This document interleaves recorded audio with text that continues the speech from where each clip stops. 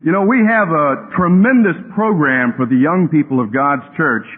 It is a program that's designed to support and to add to the training that they receive in the home. We're not trying to take the place of the home.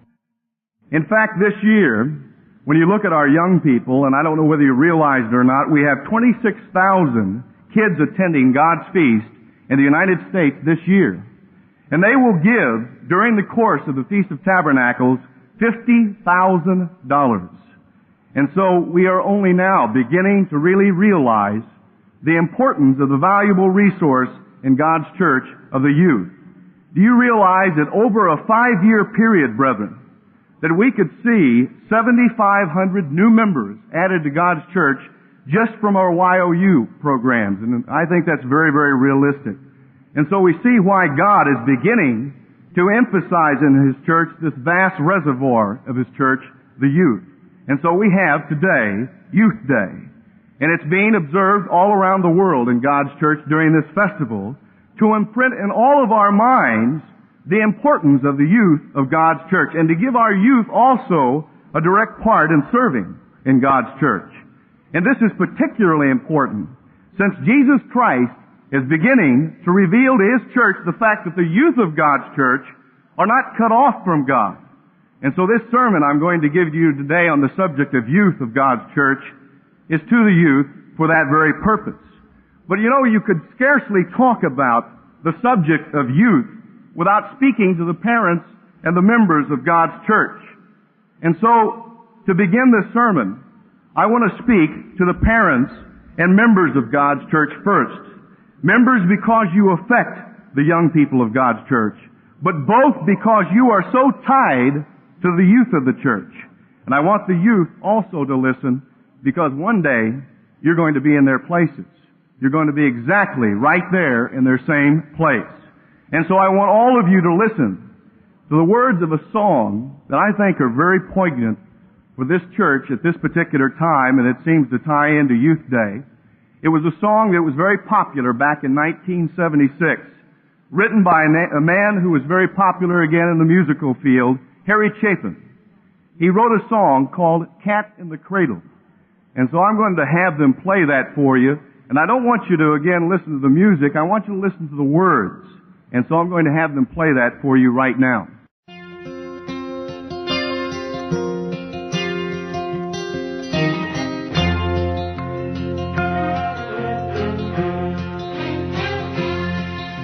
A child arrived just the other day.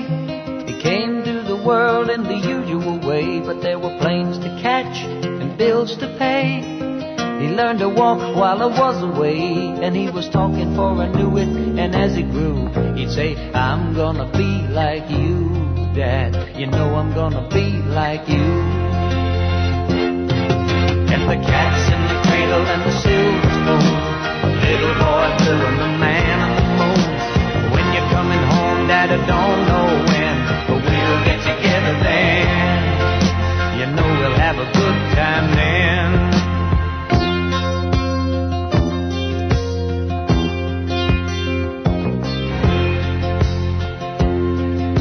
My son turned 10 just the other day. He said, thanks for the ball, Dad, come on, let's play. Can you teach me to throw? I said, not today, I got a lot to do. He said, that's okay, and he walked away, but his smile never dimmed. Said, I'm gonna be like him, yeah, you know I'm gonna be like him. And the cat's in the cradle and the silver spoon, the little boy blue and the man on the moon.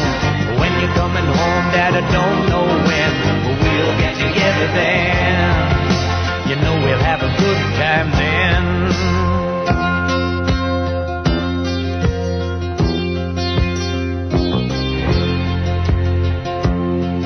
Well, he came from college just the other day, so much like a man I just had to say, son, I'm proud of you, can you sit for a while? He shook his head and he said with a smile, what I'd really like, Dad, is to borrow the car keys. See you later, can I have them please? And the cat's in the cradle and the silver spoon, little boy blue and the man on the moon. When you're coming home, son, I don't know when, but we'll get together then, Dad, you know we'll have a good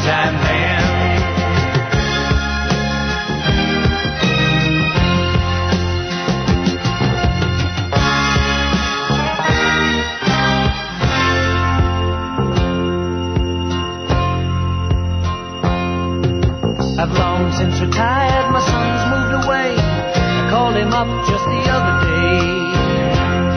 I said, I'd like to see you if you don't mind. He said, I'd love to, Dad, if I can find the time. You see, my new job's a hassle and the kids are the flu, but it's sure nice talking to you, Dad. It's been sure nice talking to you. And as I hung up the phone, it occurred to me, he'd grown up just like me. My boy was just like me. And the silver spoon, little boy blue and the man on the moon. When you're coming home, son, I don't know when, but we'll get together then, Dad. We're gonna have a good time there.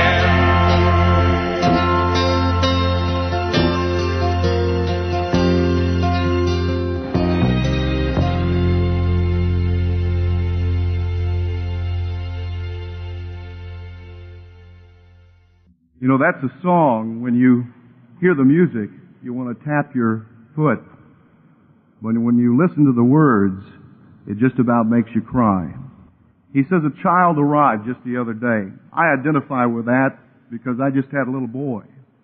He says there were bills to play and also planes to catch. He learned to walk while I was away. We'll be coming home soon, Dad. He said, well, I'd like to, but I don't have time, and we'll have a good time, though, when I come home. He turned 10 the other day. His dad gave him a ball, and he said, well, could you teach me to throw the ball? He said, well, I can't. I'm busy. That's okay, the little boy said. We'll get together then, and we'll have a good time then. And so the dad says to the son, after he comes home from college, he says, he's just such a man. He says, can you sit and talk for a while? He said, Dad, I'd like to, but could I have the keys, and I'll see you later, and we'll have a good time then. And then his father retired, and he called his son up to spend some time with him. And his son said, Dad, I'd really like to, but you see, the new job's a hassle, and the kids have the flu, but it's sure nice talking to you. But we'll have a good time then. And it occurred to the father that his son had grown up just like him. It is a terrible, vicious cycle of life. How did you grow up, brethren? And how do you want your children to grow up? Just like you? Is that what you want? To go through the terrible hard knocks? They call it the University of Hard Knocks. Do we ever wonder, brethren, in God's church, why the youth of today, not just the youth in the church of God, but the youth in the entire world for that matter, but let's focus in on the church, why the youth in God's church are the way that they are? They're faced with a dilemma. Because the youth are particularly at this time torn between a rock and a hard place in their lives. A terrible dilemma. On the one side, it's kind of the Harry Chapin tape all over again. Life on the home front doesn't offer too much to them. Dad works, and they know he has to work. He has his hobbies. Maybe he plays golf or he works in the shop or whatever. Mom now, today, she has a job. And she may even double as a wife. And so on the one side, they see this on the home front. And then on the other side, they see the youth of the world, again, seeing themselves and being excited about the glittering lights of society that seem to stare them in the face like a vast neon sign. And that sign says, do your own thing, very loud. And on top of that, our modern advertising enterprise promotes the mudslide, this mudslide, by encouraging our young people to, and everyone for that matter, to search for freedom, to find individuality. You know, society says that freedom, individuality, and finding oneself is attained by being disobedient. By being disobedient, you become a free man, an individual, so to speak. You know, I heard a story about a fellow that went to go find himself, but he got lost. And there are a lot of people that are lost in the world. They really are. They don't know where they're going. We have a popular contemporary social philosopher. His name is Erich Fromm. And this is what is taught, by the way, brethren, in the universities of our land, and it has a very strong and powerful impact on higher education. Erich Fromm says this: human history begins with man's act of disobedience. Now, he's not far from being wrong about that, by the way, because who rebelled against God? Well, Lucifer did. He became Satan. Who rebelled against God in the beginning? Well, Adam and Eve. They were disobedient against God. And so, he's true about this. He says, man's history begins with an act of disobedience, which at that very time, now here's where he jumps the track, the beginning of his freedom begins. His freedom begins with disobedience. And then he adds a little blurb at the end, and the development of reason. That it is a reasonable thing to rebel. And of course we've realized during the course of this feast that rebellion doesn't get you anything. God has seen the effect of rebellion and what rebellion can do. It has destroyed vast areas of this universe. And we see again the destruction that came about because of rebellion. And so this is the way society feels. So disobedience, they say, leads to freedom. And this is the teaching of the world and our universities today. And I'm really thankful that Ambassador College has something else to say in a world that is a wilderness of true knowledge. And so we see that rebellion is the way of the world. And so our young people, this is the dilemma they have.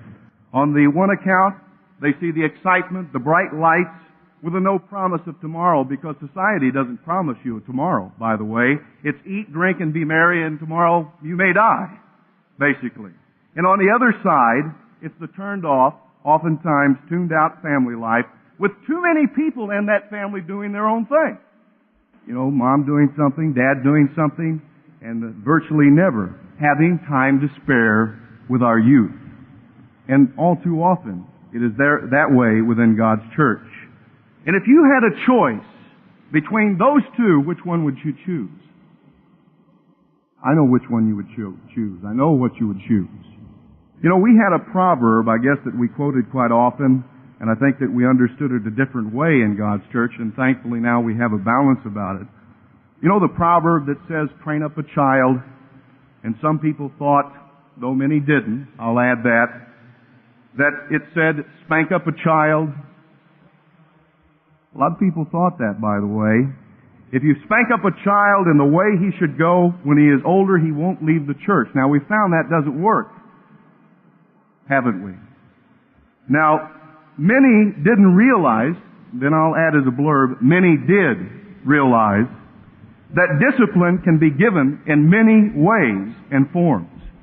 Spanking is a way that is definitely a way of getting to the attention of a young person, by the way. It's amazing how a swat on the posterior will suddenly grab a child's attention. You know, just a swat like that. It's like I heard a story one time about a little boy who was going into his grandfather's blacksmith shop, and his dad had put a horseshoe he had just stuck in the coals on an anvil, and it was hot. And the little boy came in, and he went over the horseshoe and, you know, picked that horseshoe up and slapped it down like that. His dad or his grandfather chuckled under his breath, and he said, "What's the matter? Is it too hot for you?" He said, "No, Dad, or grandfather, it doesn't take me very long to look at a horseshoe." So, you know, it's kind of that way. If you get a swat on the posterior, it really grabs their attention. But of course, having discipline such as that has to also have the positive instruction right along with it.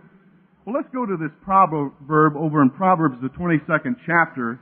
If you will, turn there with me. In Proverbs, the 22nd chapter, in verse 6, and let's read it for what it says. And again, there are a lot of scriptures I could turn to that tell us that, again, spanking is a discipline. That's something that you can use as a tool. Proverbs, the 22nd chapter. But I wonder if it would not be a good time for fathers to examine themselves. With this thought in mind, I look back over the years and I think of all my shortcomings as a father. And I think of the times of your birth and of our years of growing up to maturity. It all went so quickly. You're all gone and on your own before I really could realize it. Why must a man wait until he's old to realize the treasures he has? How much greater it would be if he could realize these treasures, miracles, earlier in life. It's been really wonderful watching you kids grow up and developing into fine, God-fearing adults, maybe even in spite of me. But I do thank God for every one of you. But again, I think of how much greater it might have been had I the knowledge then that I have now. We, your mother and I, would have spent so much more time together with you and gotten to know each other so much better. I could have helped you more in your tests and your trials. I could have instilled in you the thrill and the privilege of being a parent, and on it goes. These are very serious thoughts to me, and tears come to my eyes as I write. Maybe my writing will help all of you to realize the treasures you have now. He says, in closing, count your blessings and God bless you. Love, Dad. He realized that he really didn't appreciate his children the way he should, to the magnitude that he should, when he had them. And so you really don't appreciate something until it's gone. You know, during the Feast of Tabernacles, I think it's especially important that we stress the family, because God is now revealing in our time to His church that the youth are not cut off from God, that they have the door wide open, so to speak, and this truth, brethren, has to be implemented in God's church. Now that we understand 1 Corinthians, the 7th chapter, verse 14, as Mr. Armstrong has written to us about it, we need to implement it within God's church, and it is a tremendous responsibility that we have with this new truth that we have. We have got to apply it within God's church. We have got to apply it with the youth of God's church. And it is a heavy responsibility upon the parents of those children. And it's also a very heavy responsibility on the youth of God's church, because they have got to obey God and His truth, what He says to them. But you know, that responsibility is a twofold responsibility, for parents and for you. But the responsibility is not later, by the way, brethren. We may not have a later, by the way. It is now. I want you to turn to Malachi, the 4th chapter. I know that many of you have again gone over these scriptures many, many times. But again, with reference to what we're talking about, I don't think that you could really give a sermon about young people and about the family and about child and parent relationships without turning to Malachi, the 4th chapter. In verse 5, it says, "Behold, I will send you Elijah the prophet before the coming of the great and dreadful day of the Eternal." This is the work of Elijah, brethren. We've been told that many, many years in God's church. This is the work of Elijah. And we need to realize again what God is saying to this church at this time about children. And of course there's another religion that's starting to emphasize children too, by the way. Interesting counterfeit, huh? Interesting counterfeit, because this is the only viable plan that is going to work. Because their plan won't work. Ours will. Because God is behind us. Verse 6, "And He shall turn the hearts of the fathers to the children, and the heart of the children to their fathers, lest I come and smite the earth with utter destruction." He says you're going to turn the hearts of the fathers to the children. And not the other way around, by the way. Even though the children's hearts will be turned to the fathers in due time. The fathers are the first ones that are mentioned. The fathers, brethren, that are taking the role in the home the way that they should, of being the head of the house, and their wives, again, being submissive as a part of that family. It's going to take an awful lot of work, but the family, the parents, the father taking the first step, because they are the converted and the pliable ones. Are you converted and are you pliable, brethren? Are you able to be molded and shaped in God's church? You know, Mr. Armstrong has continued to tell us that we need to grow in understanding, in grace and knowledge. And, you know, sometimes we can come to a point and just plain stop. We need to be pliable, brethren. And God needs to be able to work with us. And you should be the one, fathers, to take the first step toward your children. Just like God did with you when He began to call you. He began to spend time with you. God the Father and Jesus Christ again. Very much involved with you when you were called. And so you're going to have to take the first step to implement some of these programs, and God is going to hold you accountable and responsible. Over in Luke the 15th chapter, so God tells us that the fathers are the ones that are going to have to really bear down and have to produce some fruit. Luke the 15th chapter and verse 11. You know the proverbial prodigal son chapter, and it talks about two sons. Oftentimes we only emphasize the prodigal son. Now I'm going to emphasize the other son in this sermon today. But in verse 11 it says that he said, a certain man had two sons, and the younger of them said to his father, Father, give me the portion of goods that falls to me.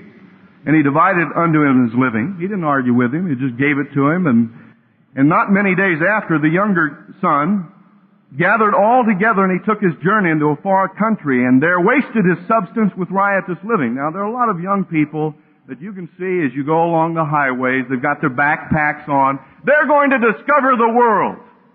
And of course, it's very sad what happens to some of those young people. But, he was going to go out and conquer the world because the world was at his feet. He was going to be able to do that because, you see, he was different than every other young person that ever took to the trails of highways. He was different. Verse 13, or verse 14.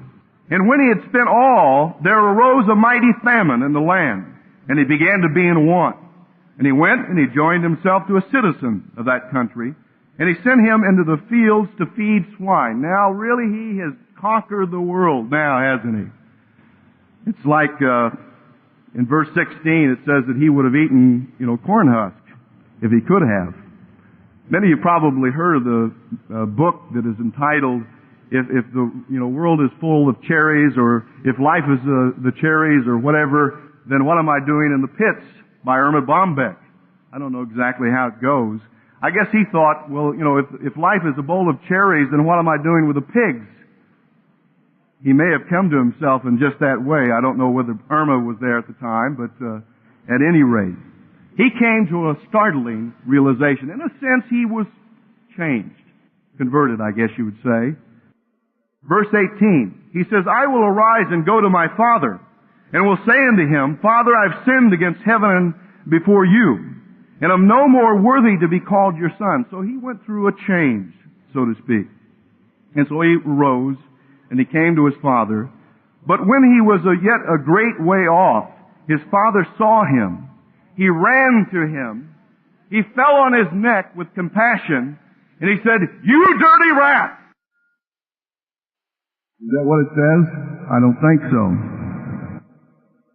I'm not James Cagney, but, I don't know. But when he was yet a great way off, his father saw him and had compassion. And he ran and he fell on his neck and he kissed him. He didn't go to his son and say, well, son, I told you so. Because the son already knew that his dad was right. He already knew that. And he knew that, again, his son had learned his lesson. Oftentimes, brethren, we can come in and we can try to correct in situations, and we try to take the part of God, to change someone inside. Did you kind of work it up inside of you when you came to want to be a part of God's church, and then you change yourself? Did you do that? Well, if you did, you're really not converted. Because God changed you. And so, brethren, let's let God do His work in changing young people that have problems such as that. Now, this fellow was a rebel, and he had to deal with him in a gentle manner. So if you have a problem such as that, you can help him to see himself, but do it gently. Try to come down to his level, to entreat him, just as the Father did right here. To entreat him. Don't say, I told you so, because he already knows that. And be the kind of a parent that extends his hand to help someone up. Life is kind of like a ladder. You probably had a lot of symbolism that people talk about, but life is kind of like a ladder. You kind of climb up in life. And, you don't go down, by the way. A father doesn't go down and say, son, I'm going to just push you up this ladder. You ever see anybody trying to push somebody up a ladder? Kind of awkward, isn't it? Well, extending a hand is a little bit easier. Helping that person come up is a lot easier. So don't go down to push him up. Go down to extend a hand. And I want you to notice here in chapter 15 that the father, again, is the one that does the entreating. You know, some fathers say, well, you know, I'm really too old to do that kind of thing. You know, don't ask me to belittle myself or whatever. You know, some people really are too proud, even before their own children. Well, we shouldn't be that way. Of course, in the account here as well, the other son, by the way, though the prodigal son is the most, I guess, profound for us, the other son is the one that received the inheritance. He was one that got the inheritance.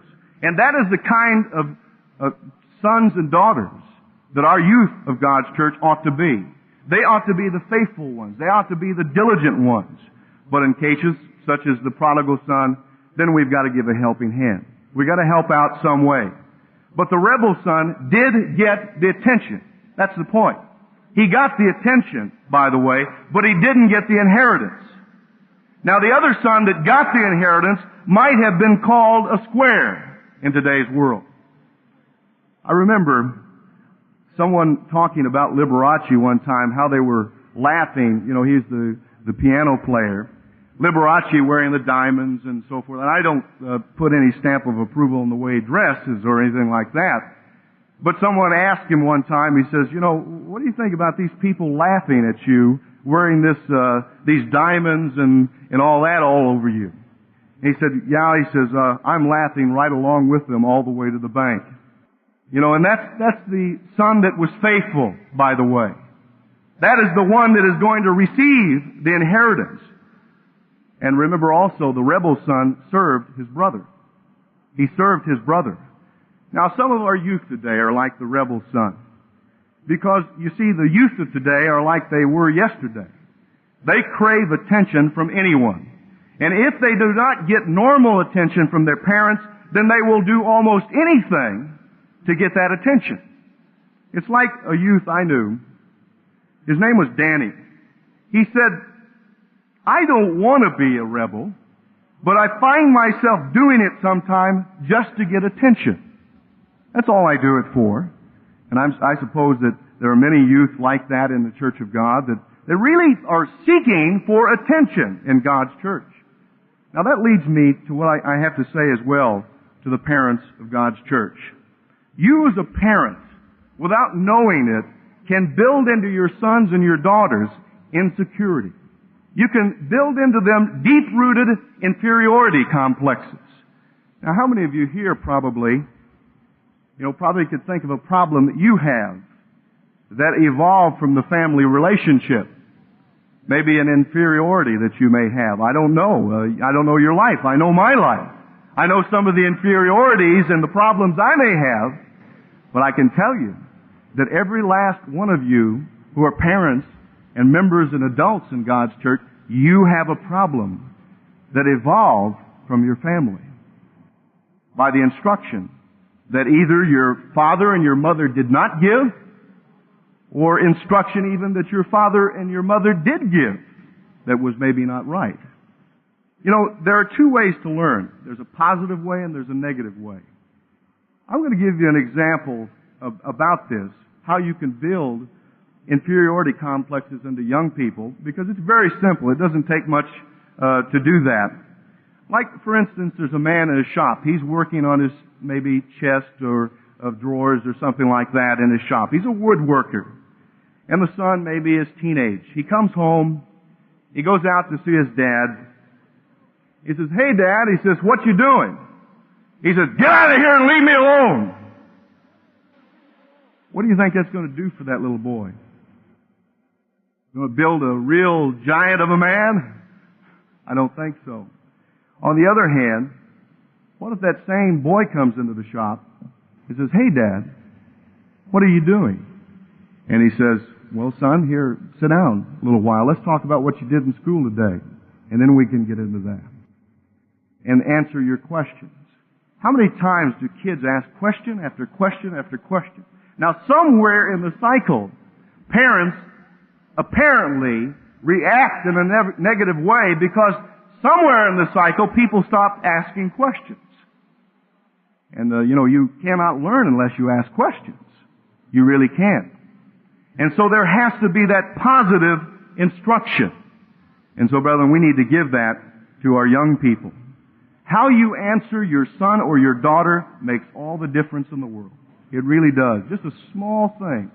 I had an experience just the other day, with a young person, and just a small thing, I could see the tears that were there. I could see the tears right there. Just a small thing. I won't tell you what it was because I don't reveal what I'm talking about so much, but it would take my word, it was a small thing. And it was right there. The problem was right there. And again, we can do it so easy. And how you answer makes all the difference in the world. I want you to notice also, with reference to young people, over in Romans the 12th chapter.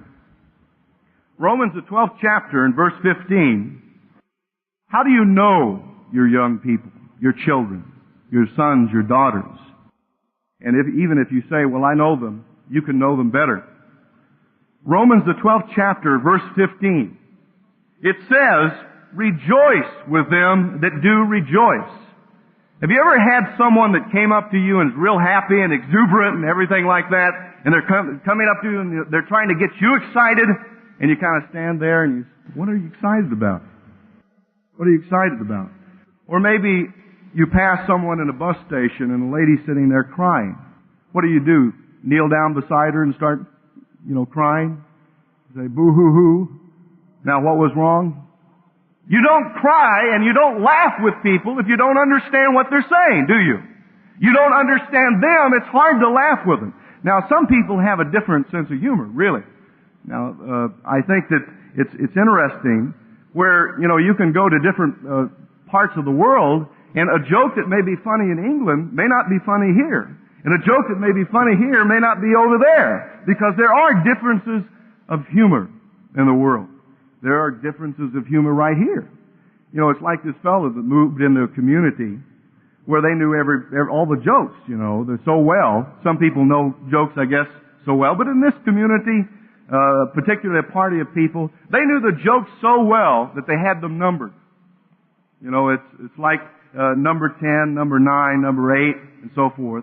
And so this fellow moves into the community, and he says, well, that should be easy, just to, memorize which number, and so forth. And if I ever want to tell a joke, then all I do is shout out the number 7, number 6, whatever. And so he went over to a party in that community, and people were shouting out numbers. And somebody said, number 3! And everybody just rolled in the aisles. And somebody shouted, hey, number 5! And it just killed everybody. They could not even get their breath. And so this fellow was kind of working himself up. And he says, I want to use number 7 because that's a good one. And so he says, number 7! Complete silence. And somebody says, some people just don't know how to tell a joke. So there are different senses of humor, I guess you would say. And you can't rejoice with someone, and the point of the matter is you can't rejoice with someone unless you understand them. You have got to understand them. It's hard to weep with your children if you don't understand them.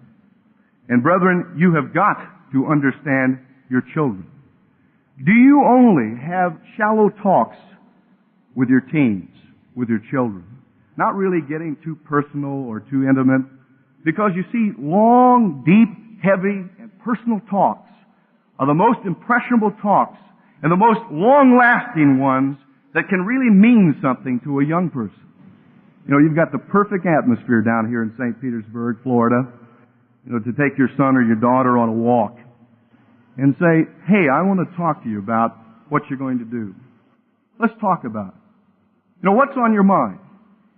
And maybe even, introduce something to talk about and try to glean from them what is in their mind. You can almost kind of pick their mind. There are people you can pick their mind as to what they're thinking. You can do the same thing with your children. And again, share. Giving and sharing. Because the long, deep, heavy, and personal talks are the ones that make all the difference in the world for your children.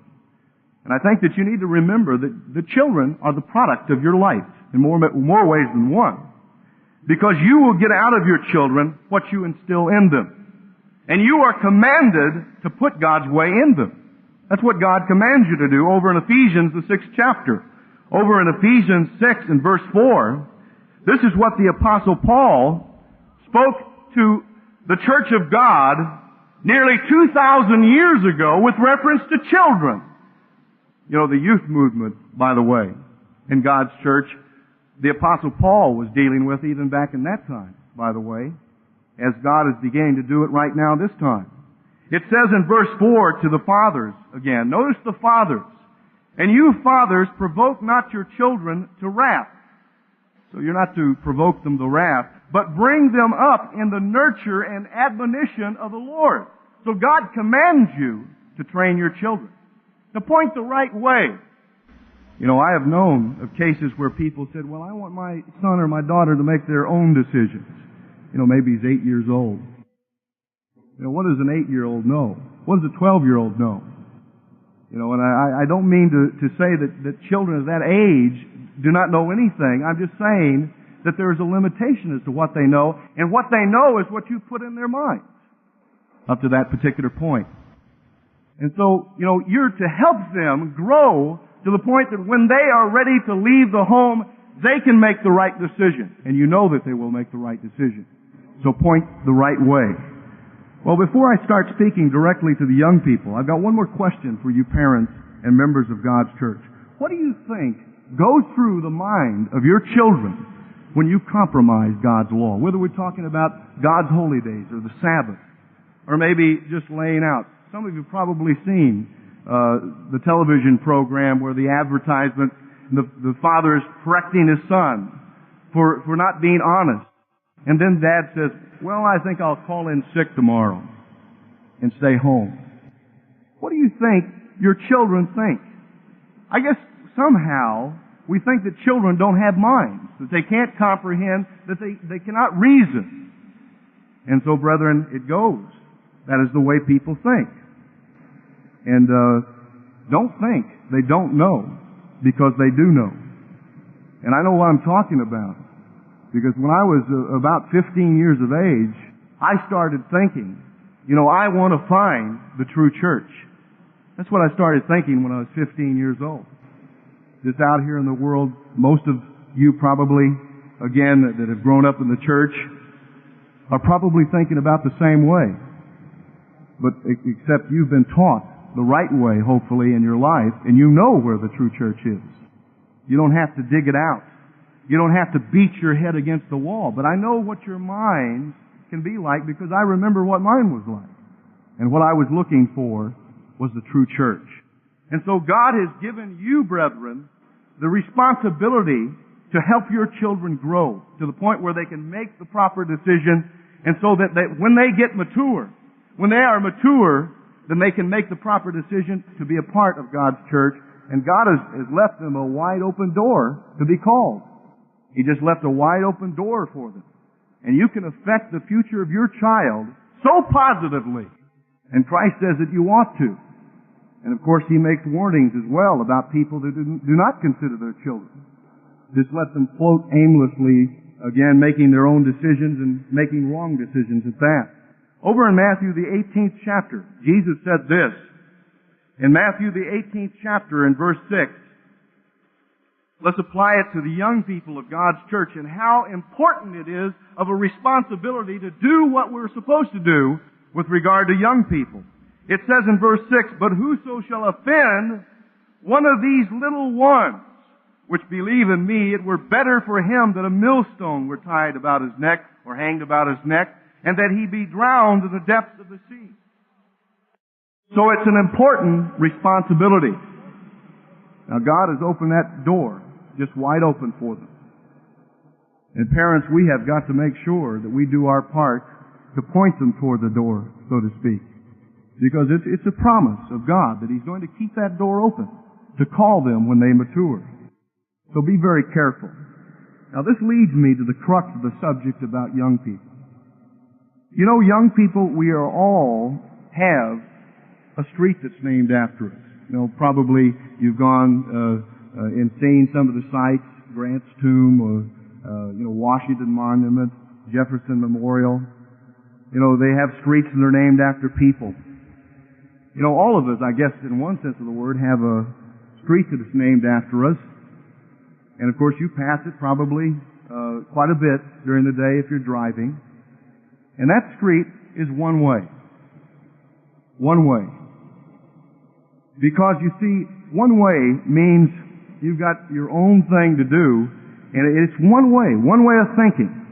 And that one way is your way, or our way of thinking, in other words. And having only one way to think is pretty dangerous sometimes. It can be really, really dangerous. And so we need to have the realization that life is not a one-way street.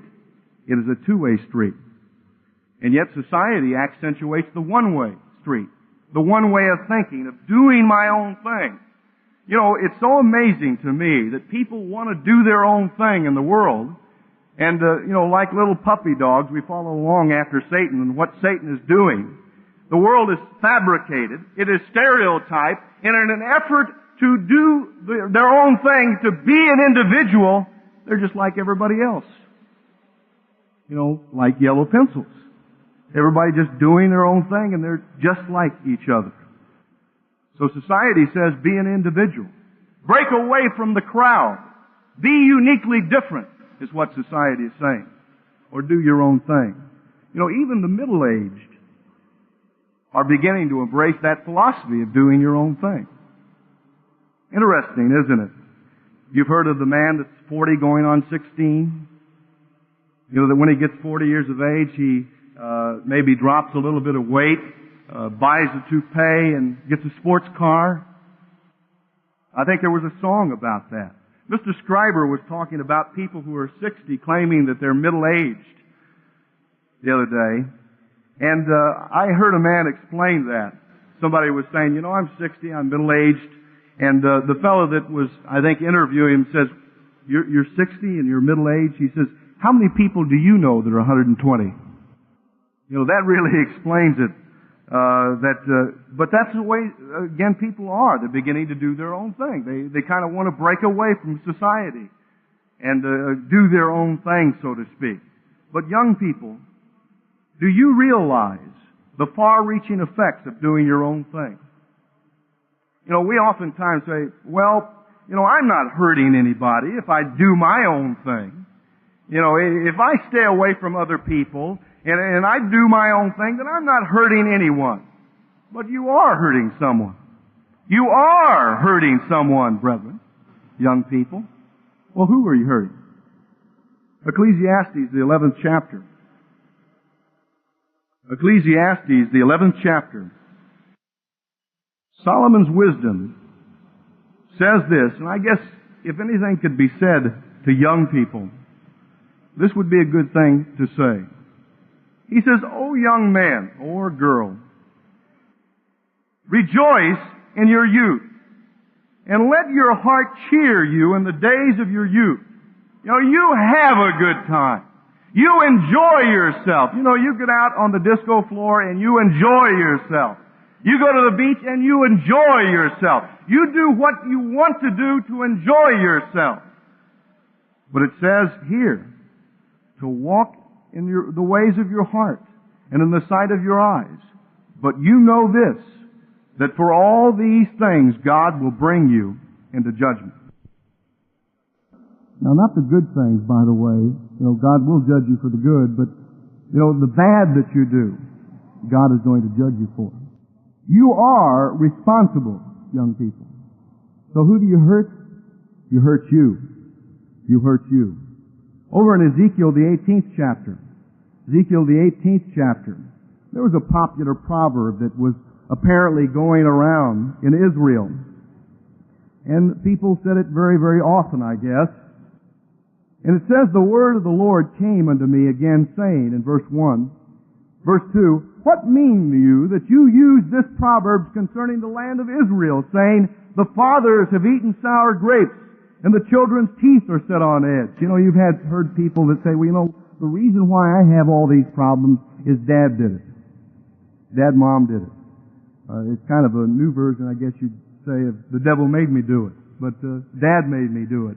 Because, you see, it's my background. People would use that kind of a proverb for that. He says, as I live, says the Lord God, you shall not have occasion anymore to use this proverb in Israel. I guess God got absolutely sick of the way that people thought. And God says this to young people in verse 40, or verse 20. The soul that sins, it shall die. The Son shall not bear the iniquity of the Father. Neither shall the Father bear the iniquity of the Son. The righteousness of the righteous shall be upon him. And it continues, the wickedness of the wicked shall be upon him. You will be responsible for you. And so you hurt you. So you cannot do your own thing and say, I don't hurt anybody. Not only do you hurt yourself, but whether you realize it or not, you hurt and you affect every person you come in contact with to a lesser or greater degree. Over in Romans, the 14th chapter, Paul put it this way. Romans, the 14th chapter, verse 7, Paul says this about life. He says, for none of us, now people say, well, I'm not hurting anyone, I'm kind of separate from everybody else. None of us lives or dies to himself.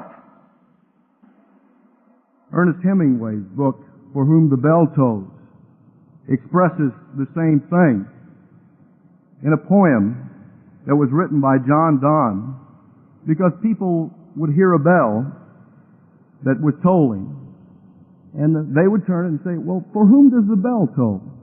You ever wonder why people ring the bells when people die? A particularly important person? For whom does the bell toll? Is it for the dead person? Well, no, the dead can't hear anything, but for the living. That is why the bell tolls. John Donne says this in a poem he wrote, For Whom the Bell Tolls. No man is an island, entire of himself. Every man is a piece of the continent, a part of the main. And if a clod be washed away by sea, Europe is less, as well as if a promontory were, as well as if a manor of your friends or of your own were. Any man's death diminishes me, because I am involved in mankind, and therefore never sin to know for whom the bell tolls. It tolls for thee. This is what John Donne said in the book, For Whom the Bell Tolls. It tolls for thee. You affect everyone you come in contact with. You have a powerful and a direct effect on each person you come in contact with, young people, especially your friends.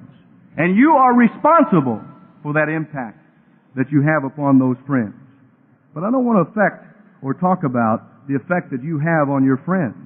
I want to talk about the dramatic effect that you have on your dad and your mom, both physically and mentally, both spiritually and psychologically.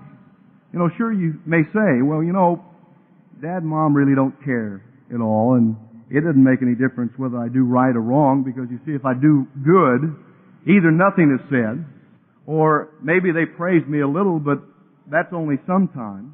Or if I do wrong, then I get yelled at. But remember, I get the attention.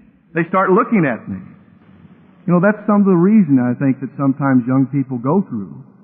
But young people, when the yelling, when the discipline is over, you may forget the whole thing. Oftentimes young people may not remember it all that long, but the parents don't. They continue to remember it. And it still eats away inside of them, in the mind of your mother and your father. They simply don't forget about it. When you have a shame, young people, it's not just your shame. Maybe you've done something wrong and shamed the family name. It's not just your shame. It is a shame that comes upon your father and your mother, your parents as well. I remember when something happened in my town. I grew up in a little town called Roland, Oklahoma. I remember when something happened in that town. It was small, and it was as though, I guess, the walls had ears, because basically anything that happened, everybody in the world knew about it. It wasn't Jim Tuck did this. It was Lawson Tuck's boy who did that. I remember it. The way that my friends would talk about how their parents would talk about me. Of course, I won't tell you some of the things I did when I was growing up because I won't embarrass myself at this point. But it was not my shame. It was my dad's shame, my parents' shame.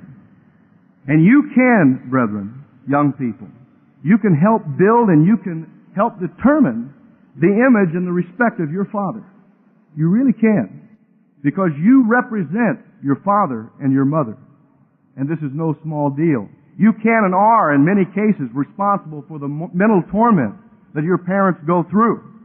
You know, I am responsible myself, I know, for many hairs that fell to the ground for my father. I know also the sore backs that my dad had. You know, when I came back from Ambassador College, I discovered those things because Dad started telling me about some of the shenanigans that I got him into and so forth. And I learned a lot more, too. I found how much my dad and Mom knew. It's like old Mark Twain said. He said, you know, when I was 16, my father was dumb. But he said, 5 years later, when I returned home at 21, I was amazed at how much my father had learned. And, you know, I learned that myself when I came back from Ambassador College. Now, another thing. Young people don't always expect perfect judgment and perfect discipline from your parents. Don't expect it. You will not get perfect judgment and perfect discipline because your parents are not perfect. I know that you teens know that by now. Of course, when the little kids are, 5 or so, or 4 or so, they say, well, Daddy never makes a mistake. But of course, when you grow older, you begin to realize that they are not perfect. So don't expect perfect judgment and perfect discipline. This generation of young people is not an easy generation to entreat or to deal with in God's church or either in the world for that matter. Because we live in a peculiar age of youth. This generation, I think, could be labeled a tender generation. Because they are not easily corrected. They are easy to hurt and to wound, but very slow to heal. And it's sadly true. It's the generation that we live in. And so youth, it's hard to really appreciate the good parents that you have. You know, we really, even as young people, don't know how good it is until the time has come when it's too late. There was a true story about a boy named John who was kind of a rowdy. He was a rebel. And maybe we have a John or two in the audience. I don't know. I'm sure we do. But John was a rebel. If anything happened at school, he could just about bank that he was going to be involved in it. Whether we're talking about, tearing down the dispensers in the bathroom or, throwing spit wads in the classroom or beating up on somebody. John was involved. And his parents were really wasted away by the way that John was. He was a rebel. He was a troublemaker. Well, John also, one day, decided he and his friend Bill were going to go boar hunting. If you've ever been boar hunting, it's, again, a very rough sport, so to speak. And so he went hunting way back in the Tuliwads, I guess you'd say, in the forest and so forth. And he returned, he and Bill, to the pickup where they had left off to go hunting. And John put a shotgun against the side of his pickup. And he went over, and as he went over to the back of the pickup, the shotgun slid down the side of the pickup and discharged. It went off. And John actually caught it right in the abdominal region. He was way back from a long way from his doctor or from his parents. And so Bill held him in his arms for almost 20 minutes as John agonized. And he had a lot of things to say. And he thought about his parents. And before he died, John said this. He says, I know that I've caused them a lot of problems, but tell them I love them. Tell them I love them. Young people, we really underestimate our power to make and break our parents. And usually we don't understand that. We don't comprehend that until it's too late. You know, we've talked about how you can break them. But do you realize, young people, how you can inspire your parents? You can make them feel proud that you are their children. You do inspire, to a large degree, even if you are rebellious, I guess, your grandparents. You know, I know that when little Sean David was born, my father and mother were so proud. So very proud. Now, it was the 16th grandchild, but they were still proud. They were still proud. So you inspire your grandparents and your parents, and they look for the best in you. And parents like to be proud of their sons and daughters. And one of the greatest feelings, I guess, in the world is to know that mom and dad are pleased with you. Now, there was a period of time in my life before I went off to Ambassador College, and I guess as Mr. McNair was talking about Ambassador College, it made me think back, you know, when I went off to Ambassador College, my parents didn't want me to go to Ambassador College. And so Ambassador is different in the fact that what students ever go to any other university against their parents' will? I went to Ambassador College against my parents' will, and they were not pleased with what I did. And so for a good while, they just really were very displeased with me. So I know what it feels like to be out of favor, I suppose you'd say, with the parents. Now, of course, I'm back into favor, hopefully. And at any rate, when they hear this sermon, maybe they will not feel that way, but I think that they will. They'll understand what I'm saying. But you do not have the same feeling, you know, when they feel so much towards you. They're proud of you. And again, if you've ever lacked it, you know what I'm saying. The greatest desire that your parents have, young people, is to see you in God's kingdom. To see you mature and to make the correct decisions in life on your own. And to see you walk through the door that has been opened by God, and it's going to be opened to you to the point where when you mature, you can make the right decision and become a part of God's church. They look to that time to see you to decide on your own the Christian way of life of God's church, and to not see you really bludgeon and beat your head against a brick wall and have to go through the University of Hard Knocks. They desire that. To see you be a part of the body of Jesus Christ. To make it. To be there. And not have to do it the way that maybe some of them did. Some of your parents probably could tell you some tales about their lives. Some were called maybe when they were 30. Some were called in their 20s, very early. Some were called in their 40s. But every step along the way, they had to beat their heads, so to speak, against the brick wall of society and learn the hard knocks. And they don't want you to go through that. They don't want you to experience that. Young people, take what God's church has to offer now. Get on the ground floor. God has offered you something on the ground floor. And He wants you to take it very early in your life and not beat your head against, again, the brick wall of society. Over in Proverbs, the 8th chapter, Proverbs 8, it says in verse 17, I love them that love me. Young people, you need to grow in your relationship with God every single day. Be like a David. I know that some of you do take walks every once in a while. And I know that you also think about God on those walks, probably. Take a lot more walks. Think about your relationship with God. And grow in that relationship that you have with God. But He says, I love them that love me, and those that seek me early shall find me. If you want to, again, be a part of God's church, when you mature, when you've gone through, again, the growing up years, the door's wide open. God says you're going to find it. And again, there are a lot of people that are looking for God out there. 4.5 billion people are looking for God. And not one of them has found God. some reason, young people, God has chosen to call your parents.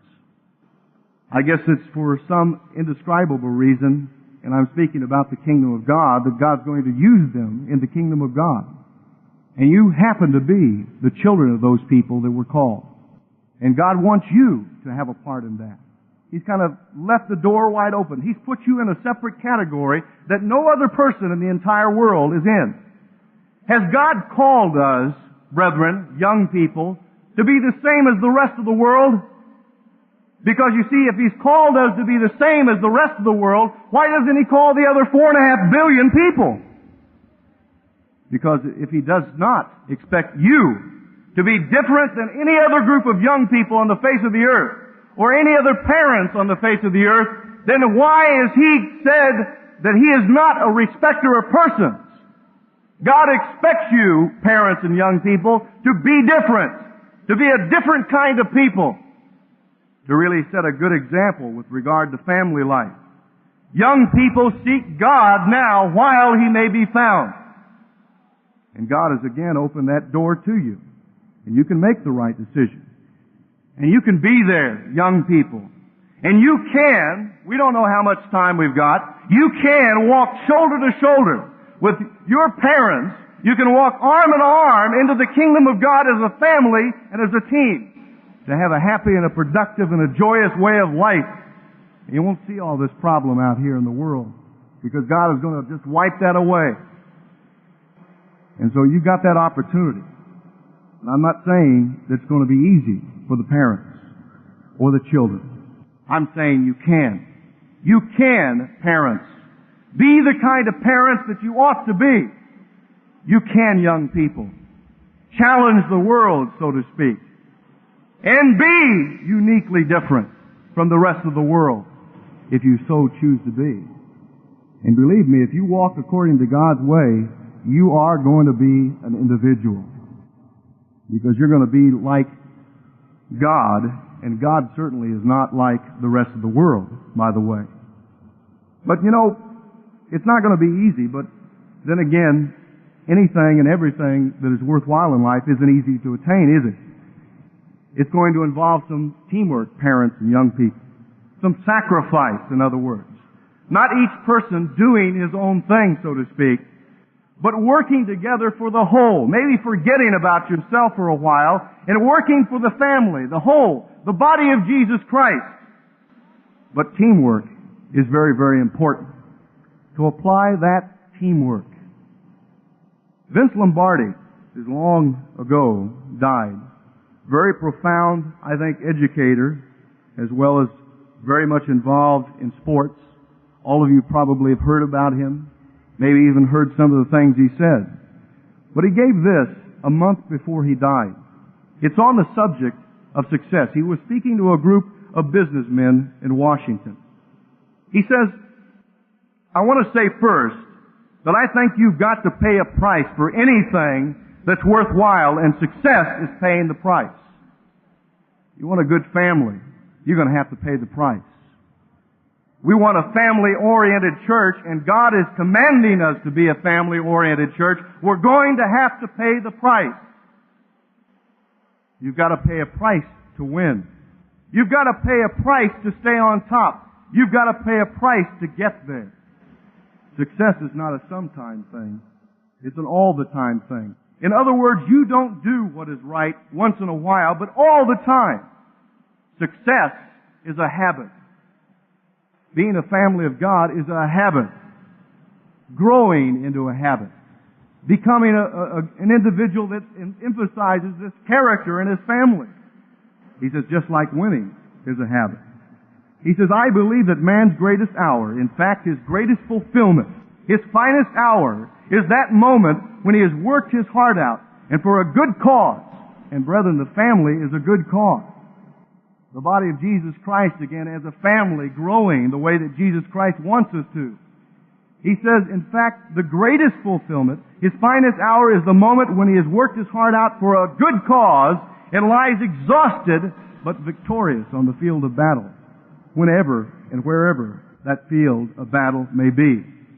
Right now, in the large sense, I think we're engaged in a struggle which is far more fiercely contested than anything.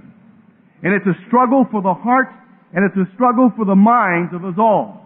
And Satan has told us again, and we realize that Satan tells us that because society beams that out every single day, that Satan wants to destroy the family. He wants to destroy the fathers and the mothers. You know, he wants men to kind of shrivel up and die, I guess you'd say, and not be men. He wants wives, again, to forsake the home. And again, I know that there are reasons for a wife to work, but if you don't have to, then don't. He wants children to forsake their parents. So this is one of the biggest contests, I guess you would say, that man has ever contested. This church is going to have to come to that realization about the importance of the family.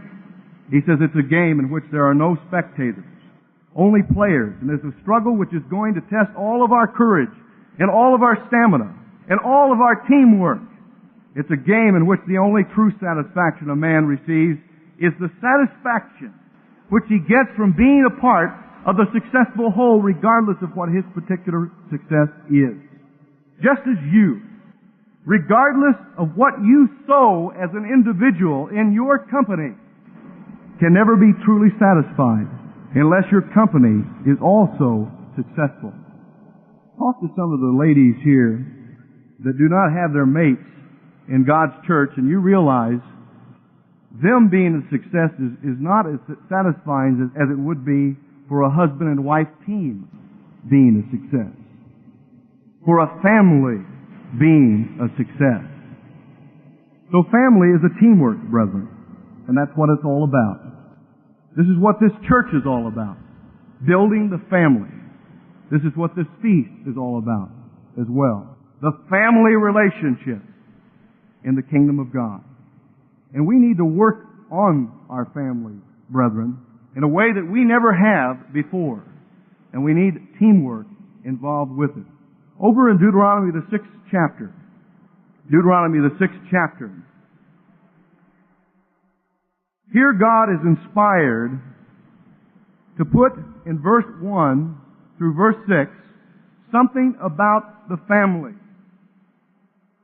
It says, "Now these are the commandments, the statutes, and the judgments which the Lord your God commanded to teach you, that you might do them in the land whither you go to possess it." You know, I find that oftentimes if God doesn't command you to do something, chances are you won't do it.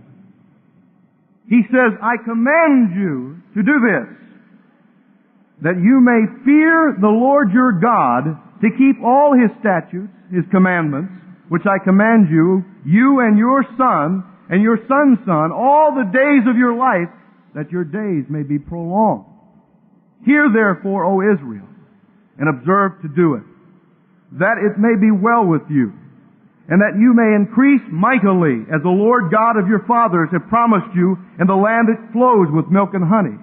Hear, O Israel, the Lord our God is one eternal, or one Lord. And you shall love the Lord your God with all your heart, and with all your soul, and with all your might. And these words which I command you this day shall be in your hearts." Is God's way of life in your heart? Because if it's in your heart, it's going to have to be done something with it. That truth is going to flow out of you. And then he says in verse 7, remember he commanded us. He said, "And you shall teach them diligently," not haphazardly, but diligently unto your children, and shall talk of them when you sit in your house, and when you walk by the way, and when you lie down, and when you rise up. And you shall bind them for a sign upon your hand, and they shall be frontlets between your eyes. It has got to be such a part of you, brethren, that you want to teach your children every single day. I don't know what you're like, but I, myself, because I guess I'm a minister, have on my mind pretty much, I guess, all the time. I think all the ministers of God's church do what is happening in the church. You ought to be that way too. But you ought to have God's law kind of active in your heart, in your mind, in your being. So much so it says that you're willing to teach them to your children. Parents, take a walk with your children along the beach. Tell them about God. Tell them about what this is all about. What God is doing in His church today. And what they're going to be doing in the world tomorrow. Tell them about that. Don't hide it from their eyes, but tell them about it. Our young people really do want to know. They want to know. They want to know what their part is in God's kingdom. They want to know more and more about God's truth. I love Mr. Herbert Armstrong's attitude toward the young people when he made a statement in one of his tapes. He says, you know, I'm going after the little guys. I love that attitude. And of course, I think you understand what Mr. Armstrong means by that. We have a tremendous program in the church today, brethren. But we have got to do it sometime, and the time is now. We can't wait 15 or 20 years before our families become the families of God that they ought to be. The time is now. Spend time with your families. Speak to your children, parents. And children, listen to your parents. Little kids, teenagers, all the way up the scale. Listen to your parents. Listen to the ministers of God's church. They can keep you from banging your head against the wall, and again, we don't want to see that happen to you. We don't want to see that at all. And brethren, if we cannot rule and smoothly conduct our families of God's church, how could we ever rule in the kingdom of God? How could we? If you fathers cannot take the role in the family, how can we rule in the kingdom of God? So we need to work on that right now, today. And it's time to stop making excuses the way the world makes excuses. They say, well, you know, I'm going to do it sometime in the future. I just got to do this and I've just got to do that. All kinds of excuses. We have been called, brethren, in this generation of Christians, to break the vicious cycle of the destruction of the family and to revitalize the Christian family in a way that has never been revitalized before. Families of God going in the right direction. And so what I say to you, brethren, is let's not think to ourselves, we'll have a good time then, as the song goes. But let's think to ourselves, let's spend the time together now while we have time.